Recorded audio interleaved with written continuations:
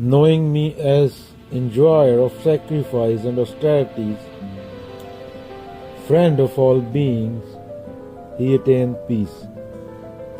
तो यहाँ पे जो कृष्ण बात कर रहे हैं वो शुद्धतम चेतना है। वो किसी के बेटे नहीं है, किसी के भाई नहीं है, किसी के वो नहीं है। यहाँ वो पूरे कर्मकांड से ऊपर है। वो तुम्हारे माखन खाने वाले कृष्ण नहीं जो कहानियाँ हैं जब गीता बोली जा रही है। वो तुम्हारे गोपियों के साथ नाचने वाले कृष्ण नहीं है जो कहानियाँ बोलते हो। वो इन चीज़ों से परे हैं। वो यहाँ पे जब गीता बोली जा रही है पहले ये समझना होगा वो शुद्ध चेतना की अवस्था है जिसमें अहम नहीं है। तो कृष्ण इस टाइम जब बात हो रही है गीता में तो पूर्ण है। वो उनका देह से कोई संबंध नहीं है, उनका कंडीशनिंग से कोई संबंध नहीं है। और श्री कृष्ण 5वें चैप्टर में और का बताने की कोशिश कर रहे हैं कि knowing atma, understanding oneself to be atma, one can stay free from bondage. तुझे समझना है कि जिसको तू ढूंढ रहा है वो तेरे अंदर ही है। जिसको तू ढूंढ रहा है वो तेरे अंदर ही है। तो कोई बाहर की चीज नहीं है, कोई ऊपर गया पे बैठा है। ज्यों नैनों में पुतली माले घर में है।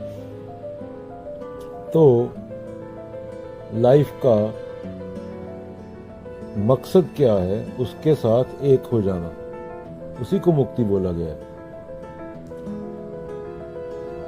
जैसे मंसूर ने अनल हक बोला था, मैं ही हूं, मेरे अलावा है कौन। लोग उसको आंखें निकालने आए, पत्थर मारे, बोलते हैं मौत भी तू ही है, जिंदगी भी तू ही है। वो हंस रहा था मंसूर। लोग बोलते पागल हो गया, पत्थर मार रहे हैं, इसको दर्द नहीं हो रहा। ऐसी बहुत सी कहानियां। लोग शरीर से थोड़ा परे हुए हैं, ऐसे ऐसे काम किए हैं लोगों ने। भगत सिंह ने खुद को नास्तिक बोलते हैं भगत सिंह, पर असली धर्म वही है। असली धर्म वही है। अपना शरीर कुर्बान कर दिया अपने मैं मेरा के बिना। कोई उसका पर्सनल उसमें एजेंडा नहीं था।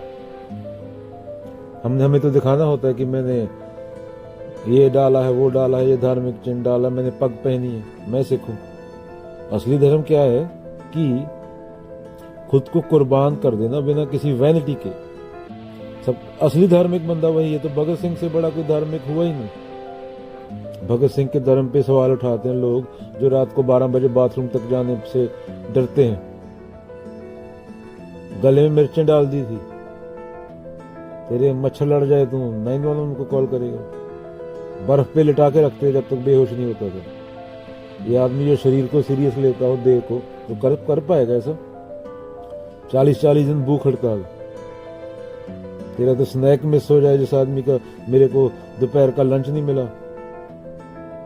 तो वो रोने लगता है। शाम को रोने में जैसा शक्ल हो जाता है उसका। वो बंदा भगत सिंह पे कमेंट कर रहा है।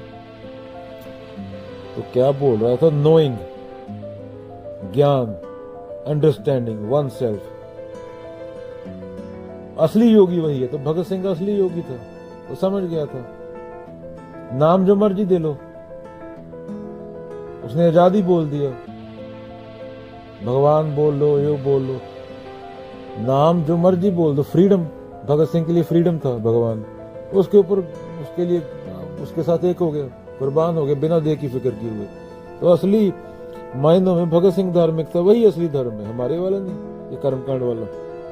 असली कर्मयोग वही है।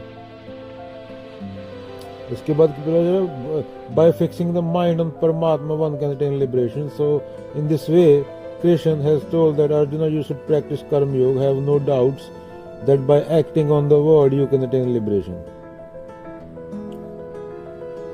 एक हो जाना, द्वैत ना रहना, अहम का हट जाना, ये शरीर और कंडीशनिंग से परे हो जाना। जो औरत 4 घंटे मेकअप करती रहती है वो भगत सिंह पे कमेंट करती है, वो कबीर पे कमेंट करती है।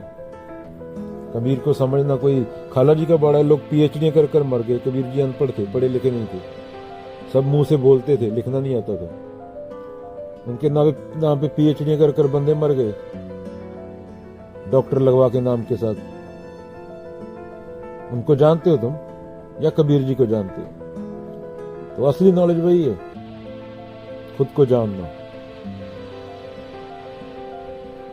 वरना नॉलेज का क्या है, आदमी को अहंकार हो जाता है। अभी तो एआई आ गई, अभी तो जितनी मर्जी नॉलेज इकट्ठी कर लो, एआई के पास पूरी 8 के 8 बिलियन बंदे के पास जितनी इन्फॉर्मेशन है उससे 8 मिलियन गुना ज्यादा इन्फॉर्मेशन एआई के पास होगी। एक एआई 8 बिलियन बंदे को हरा सकती है इन्फॉर्मेशन में। खुद को जानना वो अलग चीज है। तो गुरु ग्रंथ साहब में भी क्या बोला गया उसको, जिसको किताबें पढ़ के हो, नॉलेज हो, पर खुद को न जानता हो, वो ज्ञान इकट्ठा करने के लिए हो, पढ़े लिखे मूर्ख आखिए जिन लोभ अहंकार, उसको मूर्ख बोला गया, पशु बोला गया उसको सीधे शब्दों में, सीधे और स्पष्ट और स्पष्ट शब्दों में बोला गया तो पशु है वो। पीएचडी करने के बाद पशु रहा। गीता का सीधा सीधा मोटा मोटा अर्थ है फिजिकल कंडीशनिंग और मेंटल कंडीशनिंग। जो फिजिकल कंडीशनिंग के बदले जंगल से है वो देह है।